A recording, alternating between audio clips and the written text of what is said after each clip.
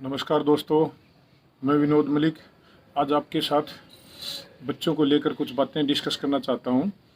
तो आइए हम समझते हैं कि अपने बच्चों को किस तरह से हम ट्रीट करें, किस तरह से उनको ग्रो अप करें, कैसे उनको आगे बढ़ाएं। क्योंकि आमतौर पर देखा गया है कि बच्चे पेरेंट्स की बात बहुत कम मानते हैं। मैक्सिमम पेरेंट्स की यही समस्या है आज के समय में।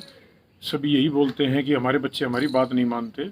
तो उनके पीछे के क्या कारण हैं और उनके क्या निवारण हैं, उनके बारे में बात करेंगे। तो ये कारण और निवारण को समझने से पहले हमें जाना होगा उनकी बच्चों की जो ग्रोथ और डेवलपमेंट होती है, उनकी जो अलग अलग स्टेज हैं, उस स्टेज वाइज उनको समझने की ज़रूरत है कि क्या वजह हैं, उनकी क्या ज़रूरतें हैं, क्या उनकी इच्छाएं होती हैं समय के अनुसार और ग्रोइंग स्टेज के ऊपर।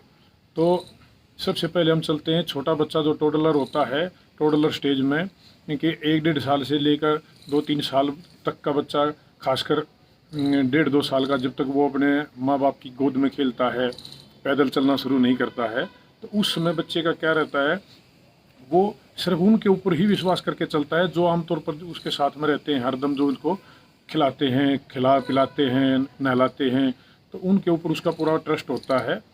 जैसे कोई अननोन आदमी उसको लेने की कोशिश करता है, जैसे गोद में लेकर खिलाने की कोशिश करता है, तो वो उल्टा हटता है, नहीं आने की कोशिश करता है, क्योंकि उसको ये भरोसा होता है कि मैं यहाँ पर इसके पास में हो सकता है सेफ ना हूँ। लेकिन जैसे जैसे आप उसको 2-4 दिन तक खिलाना शुरू कर देते हैं, उसको स्माइल देते हैं, उसको टच करते हैं, तो वो रेस्पॉन्स देना शुरू करता है, आपके साथ में खेलना भी शुरू करता है और आपके ऊपर भरोसा करके फिर आपकी गोद में भी आ जाता है। इस तरह से जैसे जैसे थोड़ा सा और आगे बढ़ते हैं, 3-4 साल के एज में जैसे बच्चा जाता है, तो छोटे छोटे अपने बच्चों के साथ में, अपने खिलौनों के साथ में वो खेलना शुरू करता है। अब उस समय पर जो माँ बाप उसको खिलौने ला के देते हैं, उनको भी वो कोशिश करता है अपने साथियों के साथ में खेलने की, अपने जो पीयर ग्रुप है उसके साथ में खेलने की, उनको उनके साथ में शेयर करता है। लेकिन यदि वही माँ बाप उससे कई बार वो खिलौना उल्टा में मांगते हैं, तो वो नहीं देने की कोशिश करता है, सोचता है कि नहीं, मैं इनके साथ खेलूँगा। तो उससे आगे थोड़ा सा और आगे बढ़ते हैं, तो देखते हैं कि लड़कियां अपना एक अलग पीयर ग्रुप बनाती हैं। लड़कियां लड़कियों के साथ ही खेलना पसंद करती हैं और लड़के अपना अलग ग्रुप बनाकर अपने तरीके से खेलना शुरू करते हैं। लड़कियां जो होती हैं वो पोलाइट और नरम होती हैं, तो वो सारी लड़कियां आपस में गुड्डा गुडिया का खेल हुआ, उसका श्रृंगार करना हुआ, उनको सजाना दजाना हुआ, इस तरह के चुपचाप बैठकर खेलने वाले खेल में ज़्यादा इंटरेस्ट लेती हैं।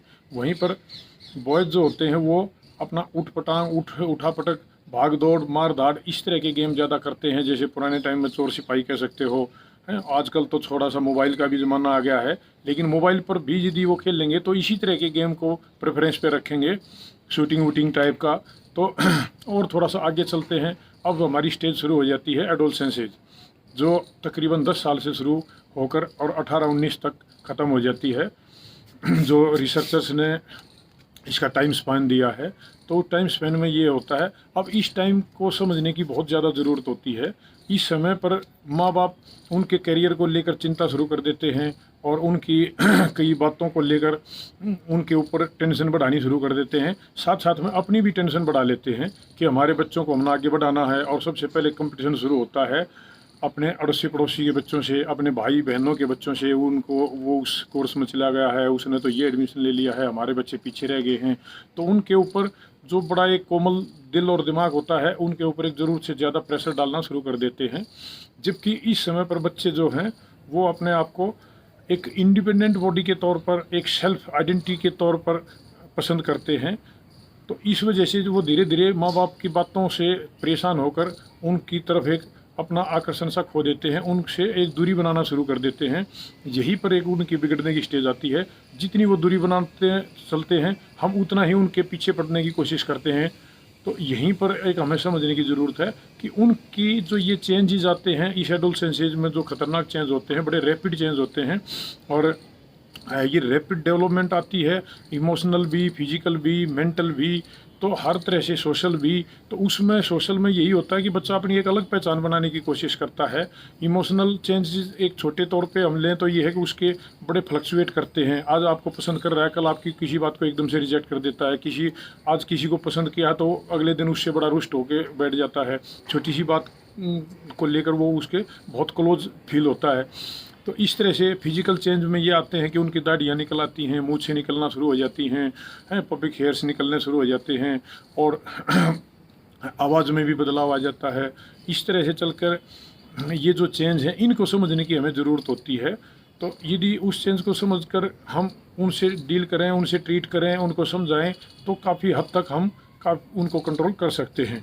और ये चीज़ें बहुत ज़रूरी हैं आज के समय में बच्चों के साथ में अपने रिलेशन अच्छे रखने की। यहीं पर गड़बड़ हो रही है सबका।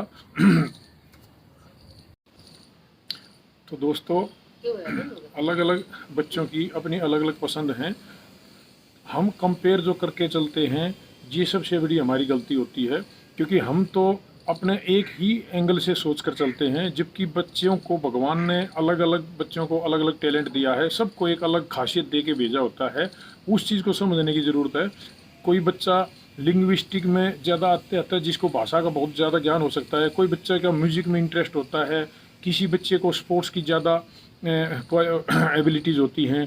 तो ये जब हम समझेंगे, उसके हिसाब से यदि उसको कैरियर बनाएंगे, तब उसके हिसाब से उसको गाइड करेंगे, तो बच्चा भी खुश रहेगा और एक अच्छे कैरियर की तरफ वो अग्रसर भी होगा, जिससे हमारा भी फ़ायदा होगा और समाज का भी भला होगा। तो ये चीज़ें समझने की ज़रूरत है। हम लोग सिर्फ एक ही चीज़ के पीछे पड़े होते हैं। किसी को दिमाग में ये आगे पहलवानी करवानी है तो वो पहलवानी ही के पीछे लगा रहता है, जबकि हो सकता है उसके बच्चे में पहलवान बनने के गुण बिल्कुल भी ना हो। किसी को आईएएस बनाने की भूत सवार हो जाती है तो वो आईएएस ही बनाने के पीछे पड़ा रहता है। हो सकता है उसका बच्चा कोई कवि या नेचुरलिस्टिक कहीं फोटोग्राफर या और सीए बनने की उसमें अच्छी क्वालिटी लेकर पैदा हुआ है। तो ये चीज़ें समझने के लिए हमें क्या करना होगा, ये जो टेस्ट मैंने बताया था, रीजनलाइसिस जो टेस्ट है, ये आपके फिंगरप्रिंट्स के द्वारा पता चल जाता है। क्योंकि जब बच्चे का ब्रेन डेवलप होता है, अलग अलग लोब्स होते हैं उसमें। अगली वीडियो में आपको खोल कर बताएंगे, इसके बारे में डिटेल्स में बात करेंगे। तो अलग अलग लोब्स जो होती हैं उसमें अलग अलग न्यूरॉन्स का डिस्ट्रीब्यूशन होता है, जिसके हिसाब से उनका पता चलता है कि इस बच्चे के अंदर कौन सी ज़्यादा काबिलियत है, किस चीज़ का डोमेन है, ये कौन सी इंटेलिजेंस लेकर पैदा हुआ है, कौन सी पर्सनैलिटी लेकर पैदा हुआ है, इसकी लर्निंग स्टाइल क्या है, किस तरीके से इसको पढ़ाया जाएगा तो ये ज़्यादा बेस्ट लर्न करेगा। ये सारी चीज़ें एक टेस्ट के द्वारा हैं, जो पहले दूसरे देशों में, विकसित देशों में ही ज़्यादातर होती थी, लेकिन अब ये इंडिया में भी आ चुकी हैं। तो आइए हमारे साथ पता करते हैं इस टेस्ट के बारे में, देखकर पता करते हैं कि आपके बच्चे के अंदर कौन सा टैलेंट है, कौन सी एबिलिटीज़ हैं, कौन सी कैपेबिलिटीज़ हैं, जिसकी वजह से वो आगे बढ़ता है। धन्यवाद, नमस्कार।